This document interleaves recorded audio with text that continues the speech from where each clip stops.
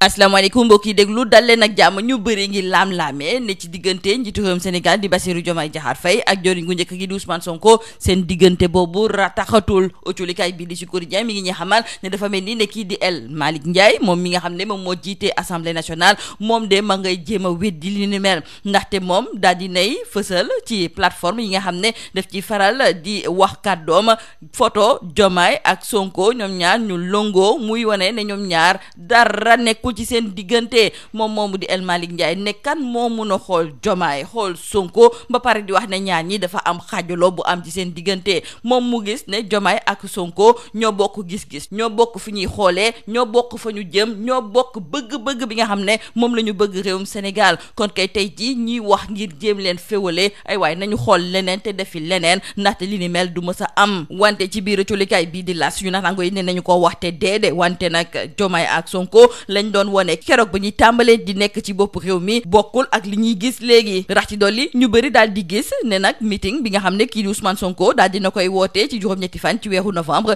dafa bugg a won ki nga xam ne moom mooy Diomaye doole bi nga xam ne moom la am. rax ci dolli kii di Ousmane Sonko moom la mu bëggoon démb ak barka démb tey jii la koy gën a féddali maanaam daal képp koo xam ne da nga def naka sudul noonu fii ci biir réew mi bu la yeboo nga xam ne yoon dina tegu si sa loxo. moom mu gis ne dañoo war a raxas ba mu set wecc dëkk bi ak ñooñu nga xam ne tey jii ñoom ñoo doon def naka sudul noonu. boobu fekk na ni njiitu réewum Sénégal di Bassirou Diomaye Diakhar Faye moom jàmm la wootee juboo la daal di wootee. ci biir colikaay bii di Rewmi Quotidien suñu naataango yi sax gis ne Pastef léegi jubootul sax ak ñi nga xam ne ñoom ñoo bokk ci biir coalition Diomaye président. kenn ngi nii bokk ci biir coalition boobu muy Abdourahmane Diouf moom mi nga xam ne moom moo jiite parti bi di Awalé. colikaay bii di Sud Quotidien mi ngi ñuy xamal ne démb la doon màggal ñeenti at ginnaaw ba mu taxawalee partem boobu. moom di docteur Abdourahmane Diouf colikaay bii di L'Info mi ngi ci yokk di ñu xam ci biir coalition Diomaye président te it ma ngay woo képp koo xam ne da nga bokk foofu ngir ñu juboo doon benn. moom mu daal di gis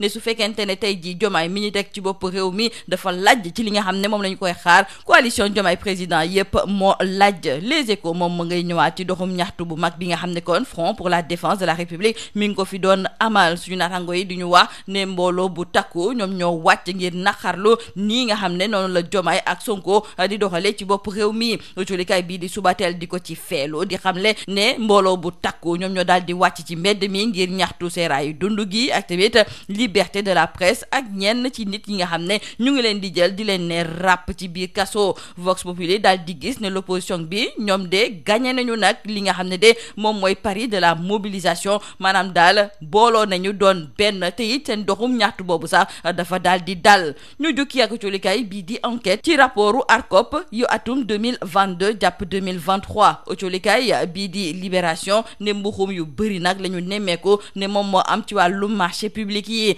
yor bi ne ñu junni yu tegal téeméer ak fanweer ak juróom-ñeent ci milliards la ñu daal di jokkalante ci ay marché te nag ñoo ngi ko jaarale par entente directe te ci koppar googu am na ci lu tolloog ñaar téeméer yu tegal juróom-ñeent fukk ak ñeenti milliards yoo xam ne daal amul benn audit buñ ci mënoon a def. ñu wax ci wàllu JOJ bu atum 2026 di Jeux olympiques de la jeunesse bi nga xam ne dañ ko fas yéene amal fii nga xam ne moom mooy ci biir Dakar. colikaay bi di Le Soleil mi ngi ñuy xamal ne daal di nañuy fësal mascotte bi nga xam ne moom mooy tax ñu ràññee lépp lu jublu ci wàllu Jeux olympiques yooyu mi ngi tudd Ayo. njiitu réewum Sénégal di Bassirou Diomaye Diakhar Faye démb sax mi ngi doon amal ab tukki nemmeeku ci yenn ci ay chantier yi nga xam ne dañu ko jagleel Jeux olympiques de la jeunesse. jeexalee ko colikaay bi di L'Observateur di ñëw ci mbir bu doy waar bu xewee fa li nga xam ne moom mooy ca mbir kilaan ñu ngi ñuy xamal ne foofu dafa am ay nit yoo xam ne dañoo daal di song auto gendarmerie yore woon nag ay gànnaay ba nee nañu sax dañoo naroon a faat bakkenu ki nga xam ne moom mooy commandant bu brigade territoriale bu mbir kilaan. wante juróom-ñeenti nit yi nga xam ne ñoom ñoo doon jéem a def li ni mel teg nañu leen loxo ba yóbbu leen ca parquet bu Kaffrine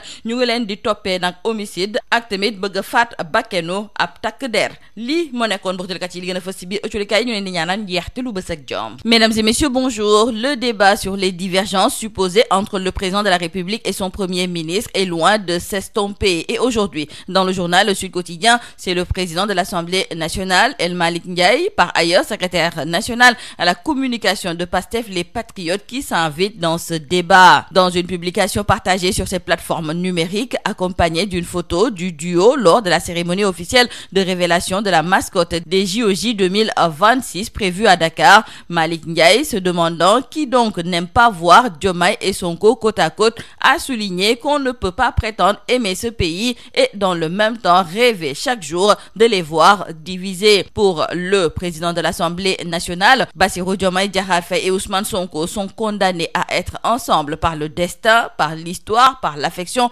mutuelle qu'ils ont l'un pour l'autre et par l'amour qu'ils portent à la nation. Le président de l'Assemblée nationale, comme pour démentir les théoriciens de cette division entre les deux hommes au sommet de l'État, précise que leur union et le destin du Sénégal sont indissociables. Cependant, dans le journal LAS, nos confrères sont désolés de constater qu'entre le président Bassirou Diomaye Diakhar Faye et son premier ministre Ousmane Sonko, l'harmonie affichée depuis leur accession au pouvoir laisse place à des tiraillements perceptibles. L'alliance fondatrice du PASTEF, symbole de résistance et de rupture, traverse aujourd'hui une zone de turbulence politique et idéologique. Et à quelques jours du meeting de Sonko annoncé comme une démonstration de force, les observateurs notent des signaux de déphasage. Le Premier ministre reste fidèle à sa ligne dure, pas de compromission, encore moins d'amnistie pour les responsables de la prévarication sous l'ancien régime. Pour les souteneurs de Ousmane Sonko, il faut nettoyer les écuries d'Ogias. Et en face, il y a le président Bassirou Diomaye Diakhar Faye qui semble vouloir désamorcer cette logique de règlement de compte. Son discours est plus conciliant et privilégie la stabilité. Dans le journal Rewmi Quotidien, nos confrères trouvent qu'il y a une confrontation entre PASTEF et la coalition Diomaye président. Et nos confrères parlent même de la guerre des alliés. Et justement, un membre de cette coalition Diomaye président, le docteur Abdourahmane Diouf en l'occurrence, président du parti Awalé, a célébré hier les 4 ans d'existence de son parti, marqué par un engagement constant, une vision assumée et une action soutenue dans l'espace politique sénégalais, nous disent nos confrères du journal Sud Quotidien. Dans le journal L'Info, nos confrères d'ajouter que lors de la célébration du 4e anniversaire de son parti, Abdourahmane Diouf a lancé un appel solennel à l'unité et à la réconciliation autour du président Bassirou Diomaye Diakhar Faye. Selon lui, si Diomaye échoue, c'est Diomaye président qui échoue. Parlons à présent avec nos confrères du journal Les Échos de cette marche du Front pour la défense de la démocratie. Et à en croire nos confrères, c'est une marée humaine qui a envahi les rues pour charger Diomaye et Sonko. Nos confrères du journal Subatel d'ajouter que l'opposition a renoué avec la rue ce vendredi. Plus d'1 millier de personnes ont défilé pacifiquement dans la capitale sénégalaise pour dénoncer la dégradation du pouvoir d'achat et exiger le respect des libertés publiques. Nos confrères du journal Vox Populi trouvent que l'opposition a réussi son pari dans l'unité retrouvée avec cette forte mobilisation et discours aux allures de déclaration de guerre. Revenons avec nos confrères du journal Enquête et c'est pour parler de ces révélations de l'ARCOP après la publication des rapports 2022-2023. Nos confrères nous font savoir que le FONSIS, 5e plus gros acheteur, a refusé d'être contrôlé par l'ARCOP. 30% des entreprises contrôlées présentent des performances peu satisfaisantes.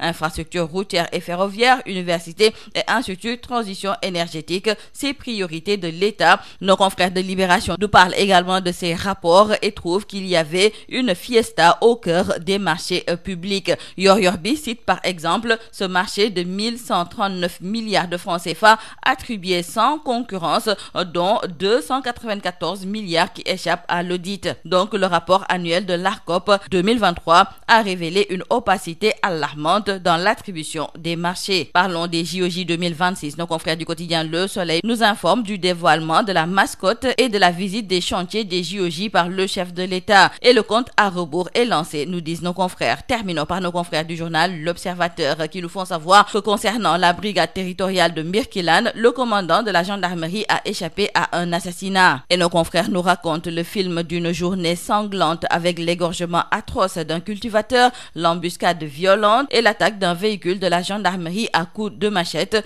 9 assaillants ont été arrêtés et déférés au parquet de Kaffrine pour homicide et tentative d'assassinat sur une personne dépositaire de l'autorité publique. C'est tout à vos journaux et très bonne lecture.